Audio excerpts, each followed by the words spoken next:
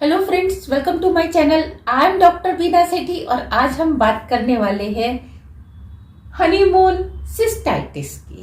Honeymoon cystitis इसका नाम कैसे पड़ा और ये हनीमून सिस्टाइटिस क्या होता है और इससे क्या हम ठीक हो सकते हैं और कैसे ठीक हो सकते हैं। हनीमून सिस्टाइटिस एक तरीके का आपको इन्फेक्शन होता है जो कि आपके वेजाइना में होता है और ये जब आप फर्स्ट टाइम रिलेशन बनाते हैं, यानी कि जो आपकी हनीमून नाइट होती है उस टाइम पे इसके होने के चांसेस ज्यादा होते हैं।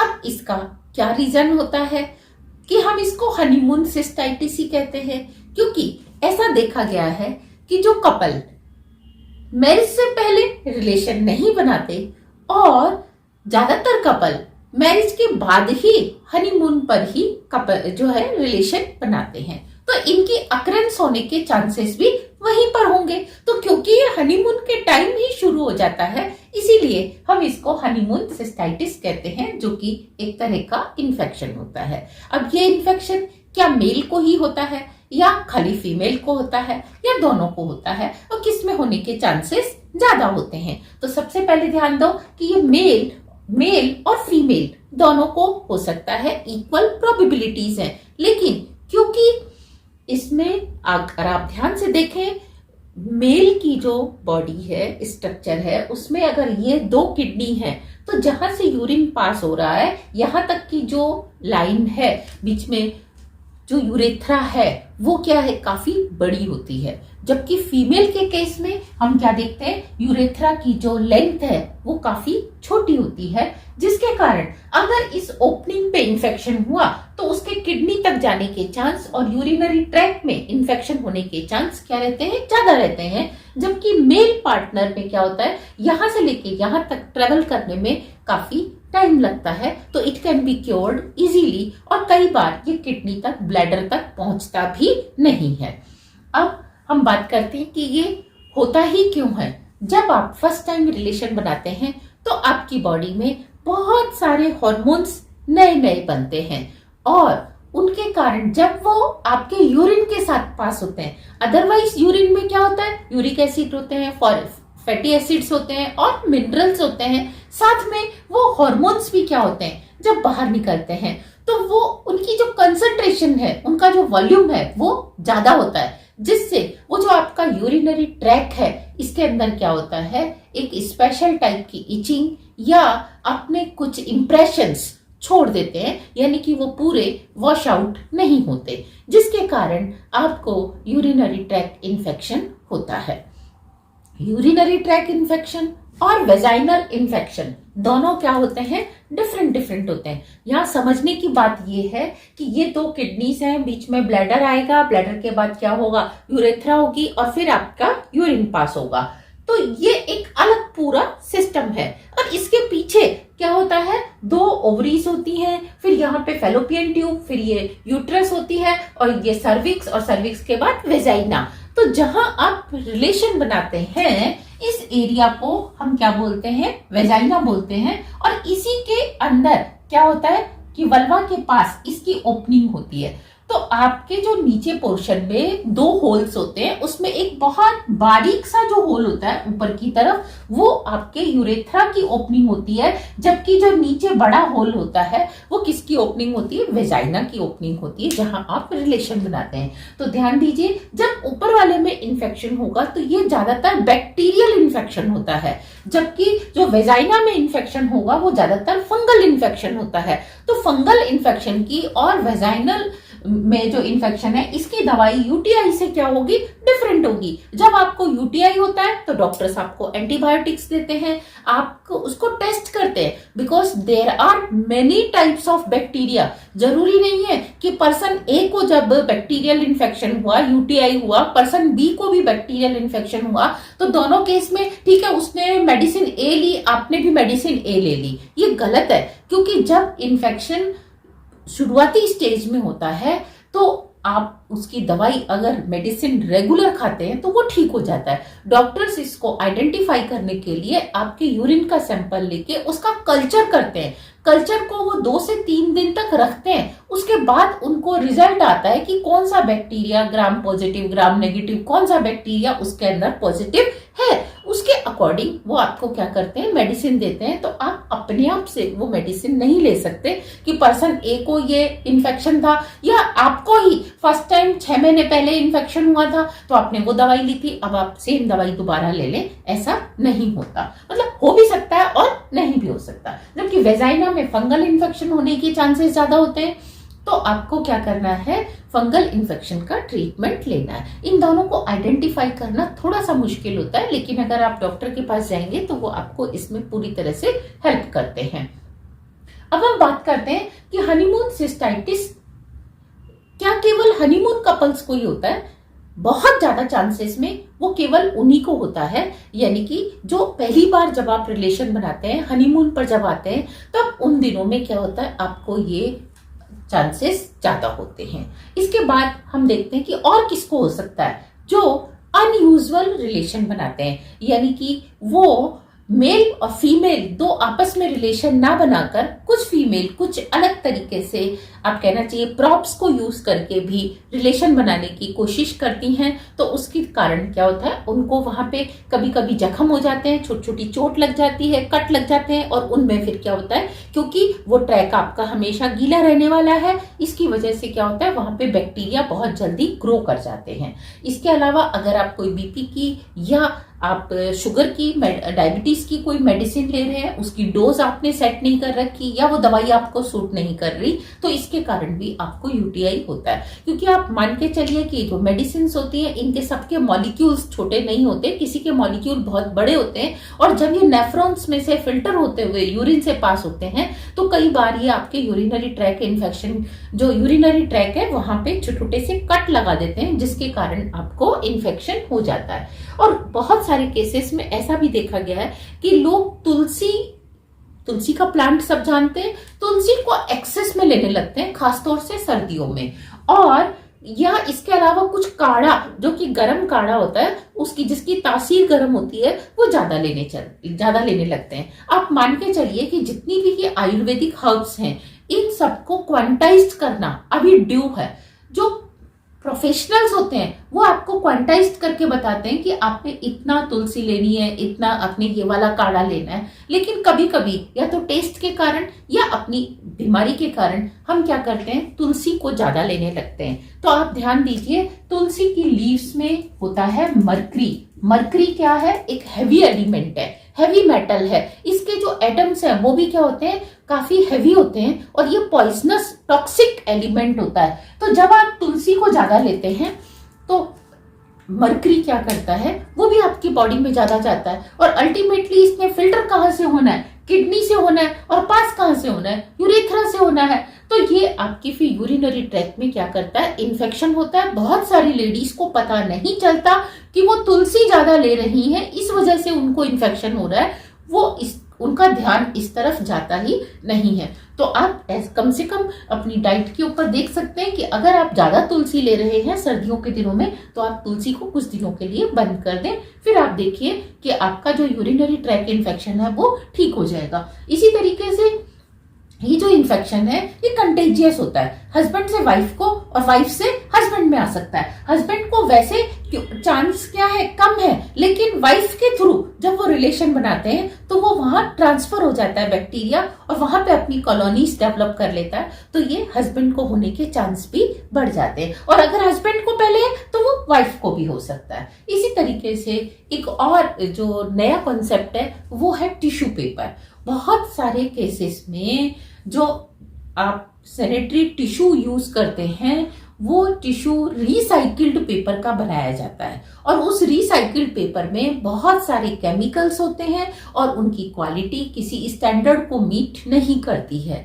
तो जब आप उस पेपर को, आप जानते हैं काफी डेलिकेट पेपर होता है, जब आप उस पेपर से अपनी बॉडी पार्ट्स को साफ करते हैं तो उसके कुछ पार्ट्स जो हैं, उसके कुछ पीसेस जो हैं वो आपकी बॉडी पे चिपके रह जाते हैं, और वो फिर एक सपोर्ट या बेस का काम करते हैं बैक्टीरिया को और फंगस को ग्रो होने का। तो इस तरीके से जो आप टिश्यू यूज करते हैं, अगर हो सके तो उसको अवॉइड करिए। इसकी जगह नीट एंड क्लीन, अगर आपके पास वॉश्ड क्या कहते हैं टॉवल है, साफ तो आप कॉटन के टॉवल को यूज कर सकते हैं, किसी सॉफ्ट मलमल के कपड़े को भी आप यूज कर सकते हैं। लेकिन टिश्यू का एक्सेसिव यूज जो है वो भी एक यूरिनरी ट्रैक्ट इन्फेक्शन का बहुत बड़ा कारण होता है। और आप देखेंगे जो पेशेंट्स हैं जो बेड रिडन होते हैं उनके लिए तो क्या होता है, बहुत ज्यादा टिश्यू यूज किया जाता है जिससे उनको यूटीआई होने के चांस बढ़ जाते हैं। इसके अलावा कॉपर के वेसल में बहुत सारे लोग कॉपर के तांबे के बर्तन में पानी पीते हैं, लेकिन वो ये भूल जाते हैं कि जब तांबे के बर्तन में पानी पिया जाता है तो उस बर्तन को रोज इतना धोया जाता है या चमकाया जाता है कि उसकी मेटेलिक लस्टर दिखने लगे, उसकी चमक दिखने लगे। अगर उसकी चमक दिख रही है फिर आप उसमें रात को पानी रख के पीते हैं और सुबह वो पानी पीते हैं तो आपको वो यूजफुल है, बेनिफिशियल है। लेकिन अगर वो बर्तन को आप रोज साफ नहीं करते, वो काला पड़ चुका है, उस बर्तन में आप पानी पीते हैं तो कॉपर हाइड्रोक्साइड और कॉपर कार्बोनेट डिसॉल्व होकर आपकी बॉडी में आ जाते हैं, जिससे आपको इन्फेक्शन होने के चांस बढ़ जाते हैं। Again copper carbonate and copper hydroxides या बेसिक कॉपर कार्बोनेट जो है वो टॉक्सिक होता है, मरकरी भी टॉक्सिक होता है और वो भी टॉक्सिक होता है। तो अगर आप कॉपर के बर्तन में पानी पीते हैं तो ध्यान दें, उसको रोज चमकाएं, साफ करके फिर पानी भरें। और इस तरीके का बर्तन खरीदे जिसका जो माउथ है वो हो ब्रॉड और उसमें आप हाथ डाल के उसको अच्छे से चमका सकते हैं। फिर इसके बाद है डर्टी वाटर। अगर आप किसी डर्टी वाटर से, आपके ओवरहेड टैंक का पानी खराब है या आप स्विमिंग पूल में जा रहे हैं और वहां का पानी खराब है, आप किसी नदी में या किसी पॉन्ड में, किसी नेचुरल वाटर बॉडी में आप बाथ ले रहे हैं, तो आप क्या देखते हैं कि उस डर्टी वाटर से भी आपको इन्फेक्शन होने के चांसेस बढ़ जाते हैं। इसके अलावा अगर आप गीले अंडरगारमेंट डालते हैं या सिंथेटिक अंडरगारमेंट्स डालते हैं, तो जब आप गीले यानी कि बरसात के दिनों में खासतौर से ये दिक्कत होती है, चाहे आप कॉटन के लें चाहे सिंथेटिक लें, वो जल्दी से सूखते नहीं हैं। और कभी कभी आप जब वही अंडरगारमेंट्स को यूज कर लेते हैं तो आपकी जो बॉडी है वहां से गीली रहती है, और जितना ज्यादा मॉइस्चर होता है उतने ही बैक्टीरिया को और फंगस को ग्रो होने में हेल्प मिलती है। तो हमेशा अपने बॉडी पार्ट्स को ड्राई रखें, ऐसे कपड़े डालें जिससे कि आपकी बॉडी ड्राई रहे, पसीना आपकी बॉडी का साथ साथ सूखता रहे। सिंथेटिक ना डालें, बहुत ज्यादा टाइट अंडरगारमेंट्स ना डालें और गीले अंडरगारमेंट्स ना डालें। इसी तरीके से सर्दियों में हम और बरसात के दिनों में कम पानी पीने लगते हैं। कम पानी पीने से क्या होता है कि जो यूरिन में आपका यूरिक एसिड है और जो आपके फैटी एसिड्स हैं और जो मिनरल्स हैं वो काफी कंसंट्रेट होके आने लगते हैं। यानी कि अगर जितना भी यूरिक एसिड आपकी बॉडी में बना वो अगर 5 लीटर यूरिन से बाहर आना था और आपने पानी कम पिया, वो आधे लीटर यूरिन के साथ ही बाहर आया, तो आप देखेंगे आपके यूरिन का कलर जो है वो डार्क येलो हो जाएगा, उसमें स्मेल भी आने लगती है। तो इसके लिए आपको सजेस्ट किया जाता है कि चाहे सर्दी हो या गर्मी हो, आप 2 से 3 लीटर पानी या लिक्विड जरूर पीजिए। और जिस टेम्परेचर पे आपको अच्छा लगता है, ठंडा लगता है, गर्म अच्छा लगता है, आप उस टेम्परेचर का पानी पीजिए, लेकिन पानी पीजिए। उससे आप एक तो हार्ट अटैक से बचे रहेंगे, दूसरा आपका बीपी कंट्रोल रहेगा, तीसरा आपकी शुगर कंट्रोल रहेगी, चौथा आपको इन्फेक्शन होने के चांस कम रहेंगे। तो इसके ऊपर आप अपनी डेली साइट रख सकते हैं, डेली आप शार्प साइट रख सकते हैं कि आपका यूरिन जो है वो व्हाइट कलर का होना चाहिए, येलो, डार्क येलो नहीं होना चाहिए। और दूसरी चीज, यूरिन में किसी तरीके की स्मेल नहीं होनी चाहिए। अगर उसमें स्मेल आ रही है इसका मतलब आप पानी कम पी रहे हैं।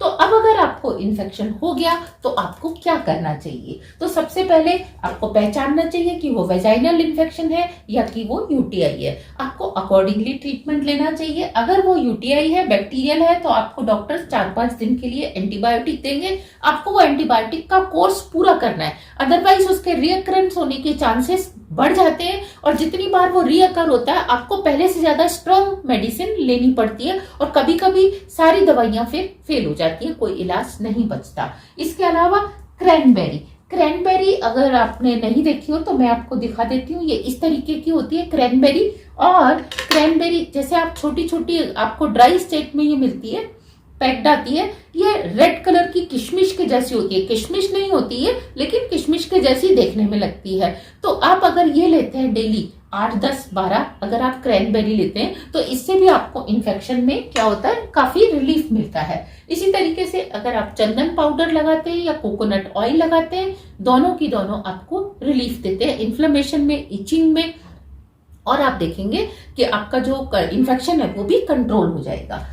लेकिन भूल कर भी आपने क्या नहीं करना, टेल्कम पाउडर नहीं लगाना, चाहे वो कितने ही बड़े ब्रांड का टेल्कम पाउडर हो।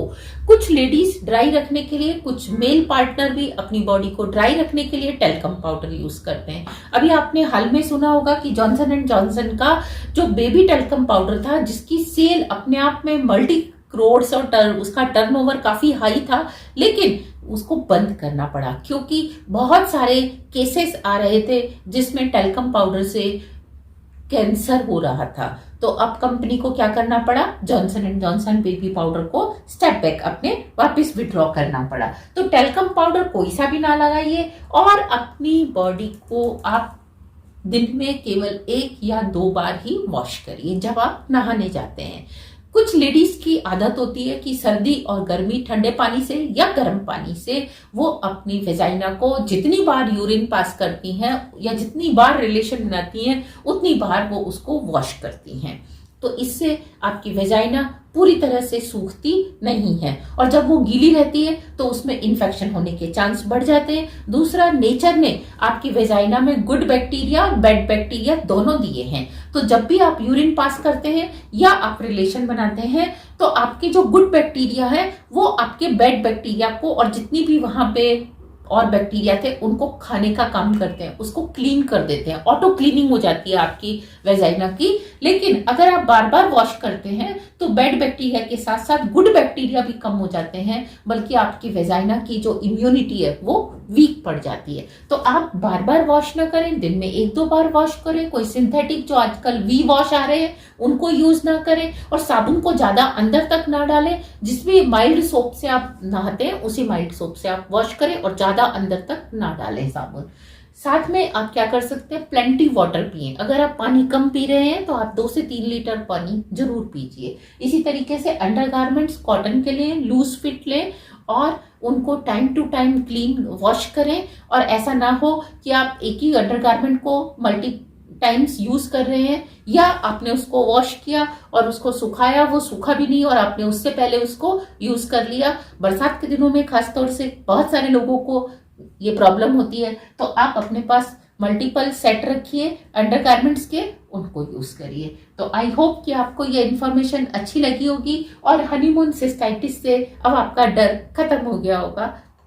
और जब आपको किसी भी तरीके का इन्फेक्शन होता है, चाहे वो आपको यूटीआई हो या आपको फंगल इन्फेक्शन हो, तो आपकी जो वेजाइना की पीएच है वो कम आ जाती है, जिससे आपके कंसीव करने के चांसेस भी क्या होते हैं, कम हो जाते हैं। तो अगर आप हनीमून के साथ साथ फर्स्ट मंथ में ही कंसीव करना चाहते हैं तो ध्यान रखिए कि अपने अंदर किसी भी तरीके का इन्फेक्शन ना आने दें और अपना हाइजीन मेंटेन रखें और किसी भी तरीके की कोई मिस्टेक ना करें। तो अब आपको हो सकता है हनीमून सिस्टाइटिस का डर निकल के भाग चुका होगा। और happy pregnancy, all the very best, enjoy your life.